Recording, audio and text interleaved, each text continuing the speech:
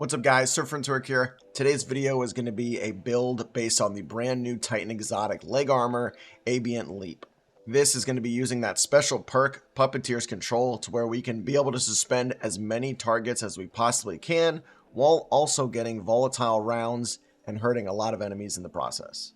As always, the dim link will be down in the description below, and if this helps you out, be sure to leave a like on the video. It helps me out a ton, and consider subscribing for more Destiny content. Let's get straight into the build.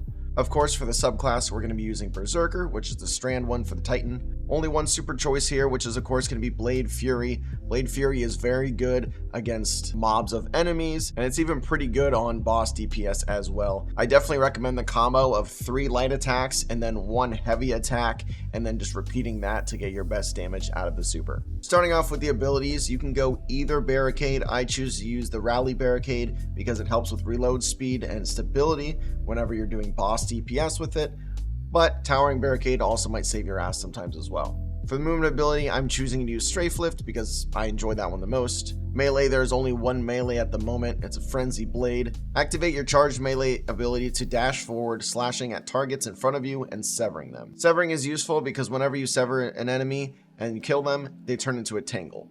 For the grenade slot, I choose to use the Shackle Grenade. Whenever you throw it, it suspends targets on contact, and it also is an AoE, so it suspends enemies around them as well. Our whole build is about suspending enemies, so this one is very useful. But if you want to mess around with like the grappling hook, that's not a bad idea either. I just don't find myself using it as much in this build. As for the aspects, right now there's only 2 aspects for the Titan. Into the Fray, which destroying a tangle or casting your super grants Woven Mail for nearby allies. While you have Woven Mail, your melee regeneration rate is increased, and Woven Mail greatly reduces any incoming non-precision damage. Second Titan aspect is going to be Drenger's Lash, activating your class ability to create a ripple in the reality that travels forward among the ground, suspending and damaging targets it hits. So this is going to be the main aspect we would need to use if we had other options. Moving on to the Fragments, I chose to use Thread of Mind, which defeating suspended targets grants class ability energy. Thread of Wisdom, defeating suspended targets with precision final blows creates an Orb of Power, which thus will help us get volatile rounds. Thread of Transmutation, while you have Woven Mail, weapon final blows create a Tangle and plus 10 strength. That's going to be pretty helpful because we're going to be having Woven Mail quite a lot from our exotic.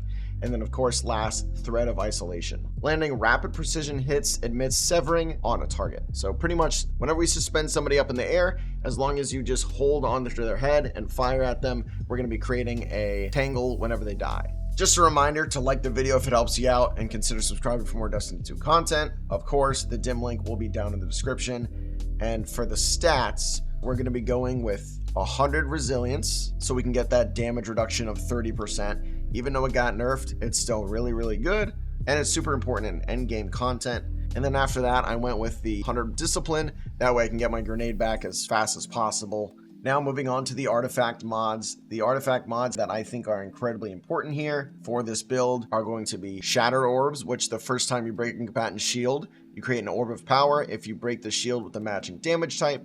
So depending on what enemies you're fighting, that might be able to help you out. One of the most important ones on here, Volatile Flow. Picking up an Orb of Power grants your void weapons volatile rounds. Yes, we will be using void weapons with this build. And then after that, I'd also recommend having Counterweave. When you or a member of your fire team stuns or defeats a champion, you gain energy for your least charged Strand ability. And that's just going to help you get your abilities up even faster. Now moving on to the armor mods. Of course, starting with the helmet, I chose to use a plus 10 discipline mod, the Void Siphon mod, which rapid void weapon final blows create an Orb of Power. And then I chose to use Ashes to Assets, gain bonus super energy on grenade kills, and then Hands On, gain bonus super energy on melee kills. Of course, any of those last ones you could really swap with Powerful Friends if you want, or even a Heavy Ammo Finder if you want to. And then from there, moving on to the gauntlets, I used another plus 10 discipline mod. I used Heavy Handed, your powered melee final blows create Orbs of Power.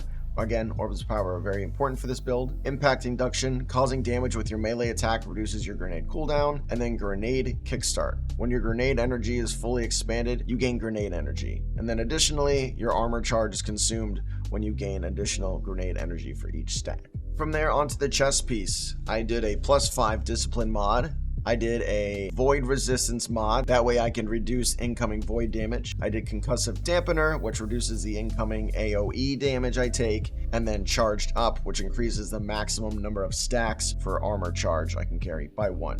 Again, this one's pretty flexible. You can go with another type of resistance if you want, but for some reason I just noticed there's a hell of a lot of void and AoE damage around me lately, so that's just what I put on. But you can kind of switch it out for different things. Now onto the leg armor. This is where our exotic comes in, the Abeyant Leap. I unlocked these legs from completing the legendary Lightfall campaign, but I believe you're going to be able to get them out of Master Lost sectors as well. The special armor perk here is going to be Puppeteer's Control. Drangar's Lash spawns 2 additional projectiles, targets enemies more aggressively, and travels further, and you gain Woven Mail when suspending targets. So we're going to be getting absolutely buffed up from suspending targets, and we're going to be able to suspend pretty much everybody on our path because of how strong this exotic is. For the perks, I chose to use Absolution, which reduces all ability cooldown each time you pick up an Orb of Power. Orbs of Restoration, picking up an orb brings a small amount of energy for your ability with the least energy, and then Stacks on Stacks, picking up an Orb of Power grants you +1 additional stack of armor charge. Finally, moving on to the Titan mark, we're going to have +5 discipline mod, and then we are using 3 utility kickstart mods. After you collect an Orb of Power, when your class ability energy is fully expended, you gain class ability energy, and additionally your armor charge is consumed after you gain that additional class energy for each stack. These 3 mods right here is what's going to help us get our barricade back over and over and over again.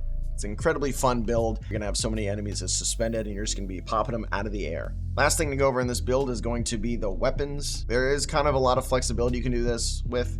I'm just going to say this is what I ended up using. I ended up using Wither Horde so I can take down the harder bosses or the champions that were in my way. The main weapon I'm using here is going to be Funnel Web, which is a Void SMG. I have a Perpetual Motion and Frenzy roll. And again, the reason I'm using Void is because when you go back and look at the artifact, we ended up choosing Volatile Flow, which then picking up an orb grants your Void weapons volatile rounds, thus making everything volatile that you end up shooting, and then it infecting everybody else that's suspended in the air. It works incredibly well. Highly recommend using Funnel Web. And then lastly, I just ended up going with a Void Machine Gun Retrofit Escapade with the 4th time the charm and target lock roll. This was mainly for boss DPS or just high champion damage I needed to get out really fast, but it's a really good weapon, and I definitely recommend picking up one if you haven't. Overall, this build is very easy to use. It's very fun.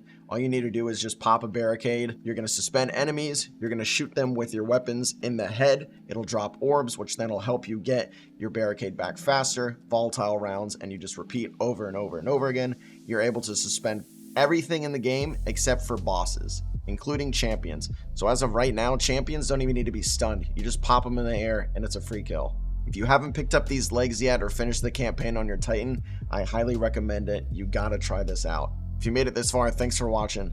I hope this helped you out. If it did, make sure you leave a like. Stay tuned to the channel for more Destiny 2 content. We got a lot of stuff on its way. And thanks for watching. I'll catch you in the next one. Peace.